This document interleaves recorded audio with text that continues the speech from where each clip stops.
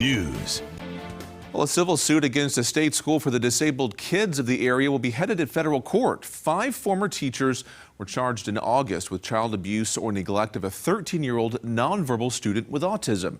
Fox 49's Parker Paget live tonight for us in Springfield. Parker, why is this case in Howell County heading to Springfield now?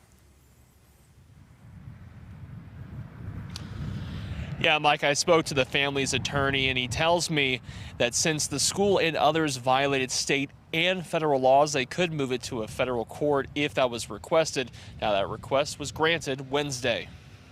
I honestly don't know how people could have witnessed this and not reported it. A civil suit by the family of a nonverbal autistic student abused in a Missouri-run school is moving to federal court. All students are allowed and guaranteed a right to education. And even the disabled have a right to the same level of protection and schooling that the non-disabled would have.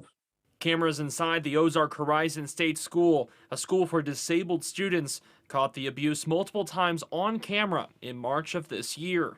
There was a number of times where he was pinned down by his upper chest, neck, and back of his head. His head was pinned down to the desk, and they would put weight on him to hold him down.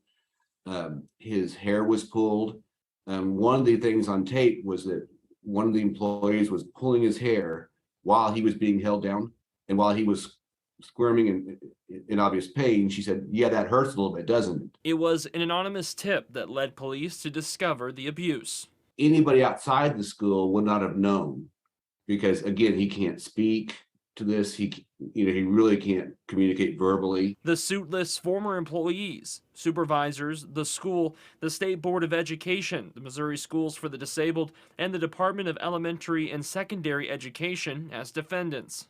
The family's attorney says the parents want to see change. Nowhere on these tapes does anybody stop these actions. I know that we're kind of going uphill against the state. There's State Board of Education's not, I understand they have a lot of resources and these things, but I'm just hoping to get the attention out and get the school board to put those resources to protecting our kids.